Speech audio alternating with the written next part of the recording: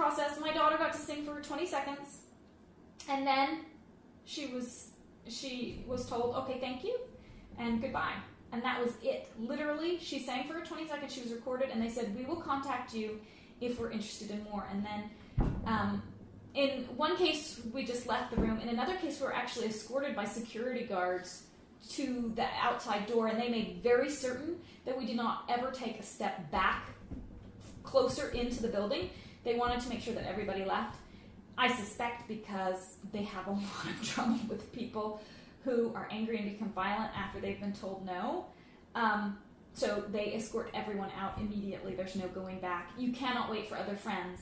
And I think in the publishing world, if you've been told no, sometimes it feels like, now what do I do? Like, you've worked on a manuscript, you spent the 5 years becoming a good writer, and you have a manuscript that's so perfect that you think, and your agent sends it around, and you feel like you're in the audition room, and you've got the perfect editor, a young, hungry editor, and then the editor says no.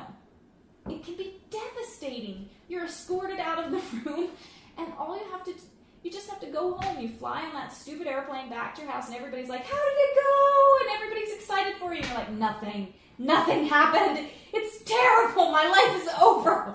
That's what it feels like, because everybody around you is so excited for you, and for you to explain to them, yeah, nothing happened. It feels really depressing. And to get the energy back to then begin on a new manuscript, because sometimes what happens is there are things that are wrong in a manuscript that, even though it's so interesting but that can't be fixed. I hate to say that. My friend Holly Black and I have a disagreement about this. Holly believes that any manuscript can be saved, but my opinion is that Holly's idea of saving a manuscript is essentially the same as throwing it out and starting over again. Sure, she'd have some of the same ideas, maybe a character's name is the same, but her idea of reworking a manuscript ends up making it so different anyway that I would call it just starting over again. But you do have to start over again, and you have to do everything from the beginning. Sometimes your agent will drop you, and then you feel again like you've been escorted out.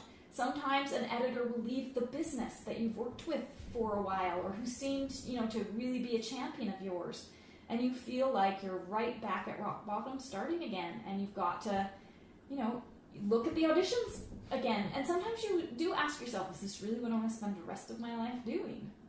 So if you're lucky and you get through that audition room and you have a junior editor who says, I love this manuscript, or an agent who says, I love this manuscript, I want to sell it, then you're one of those lucky few. American Idol says, I think, that they get 20,000 people out to most of their auditions, and on TV you end up seeing 20 of those people. So if you're the 1 in 1,000 who gets chosen to come back for the final round of auditions, that's great. It's great, but it still doesn't actually mean that you sold your manuscript.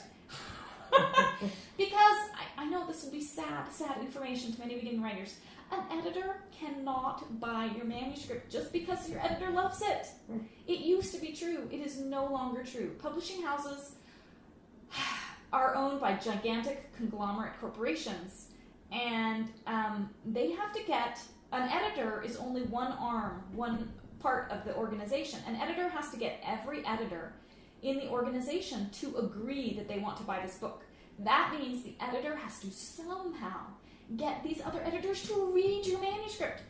I don't know if you understand how hard it is to get editors to do that, because to read a manuscript carefully enough to know that you want to recommend it is going to take 10 hours for most editors. And that's for not a Brandon Sanderson-sized manuscript, like a regular or young adult-sized manuscript.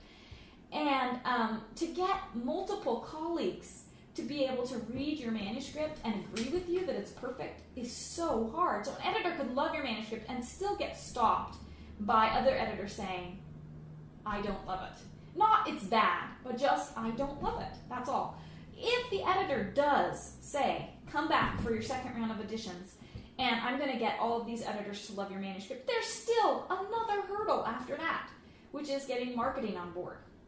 And in order to get marketing on board, your editor has to do a spreadsheet proving how your book will be profitable. And they do this by going through and making a list of published books that they think are similar to yours.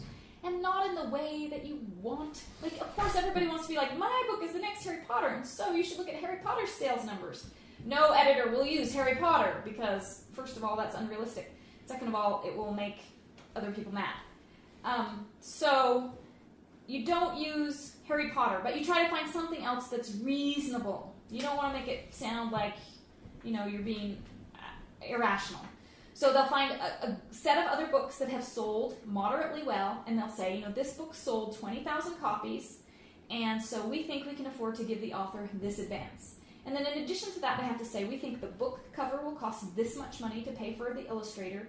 We think that the production of the book will cost this much. And they actually have to sit down and talk about like nitty-gritty things that really you and I would never notice and don't care about, but things like what font they're going to use, whether they're going to have a special letter at the beginning of each chapter that's larger so that the designer has to pay for, those extra letters. Are they going to have a special little curly Q, at the top of every page?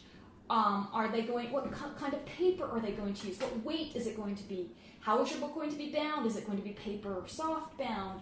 And there are actually some varieties in between. I don't know enough about the business really to explain everything.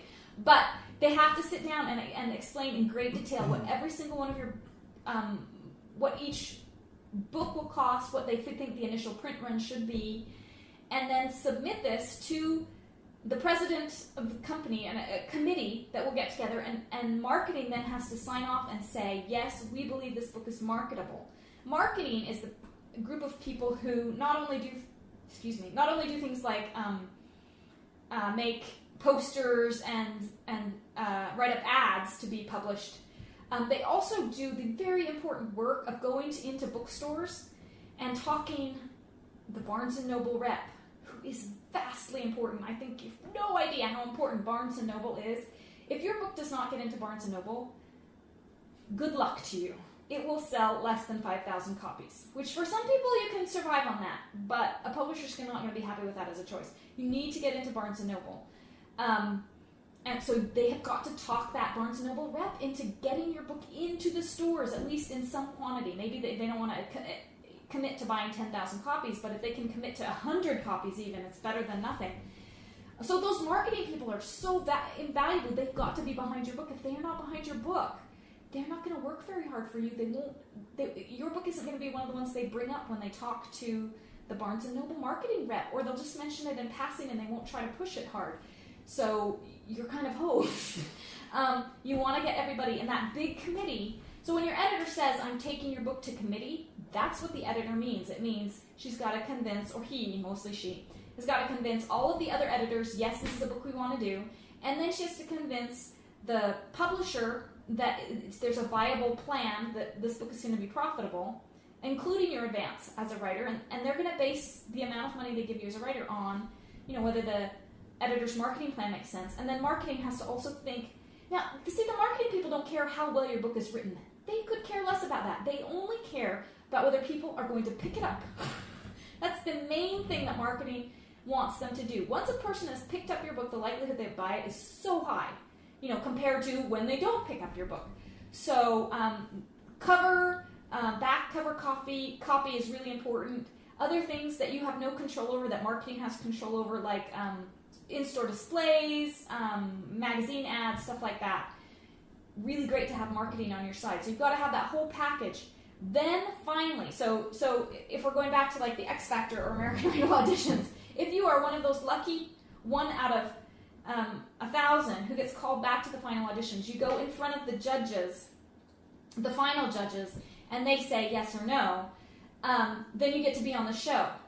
So to me, being on the American Idol show, or being in the top 20 of American Idol, is like your book being accepted, you getting an actual contract. Now, once you get on the show, your book is published, it's out there, there's no guarantee that people are going to love it. So it's going to take a lot of extra work even after you get published, even if you're on the show. There's no guarantee that being on the show means that you're going to make any money. So I guess that's another topic of conversation, is how you figure out how you are going to help market your book mostly, I would say my best advice to writers is once you have gotten a book to that point, yes, do everything that you can to promote it. And when I say promote it, I mean not in obnoxious ways. So if somebody invites you to a book signing, go to a book signing. You can even offer to do book signings. Don't pressure bookstore owners to bring you in if they don't want to, but you can offer to go in for free to do book signings. You can offer to do school visits or library visits. And I recommend having a blog where you post information about your book, having a website, but mostly write another book. Like, if you crap out of American Idol and you don't make it past the first round, that doesn't mean your career is over. There are people who, if you are a devotee of American Idol, you know that Jennifer Hudson was like number 8 and she got cut. And she's been the most successful of everybody in that season. And then Chris Daughtry.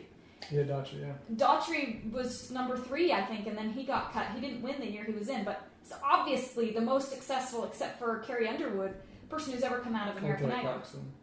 Oh, and Kelly Clarkson, yeah, those two.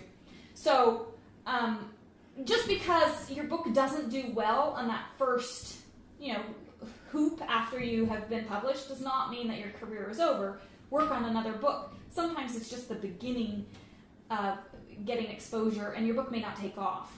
So. Right. Okay. So that kind of sums it up. Because you maybe diagram it actually, it's step by step. Sure. That's awesome. I am diagramming each step, right? It's nice to have a Wait, little visual thing.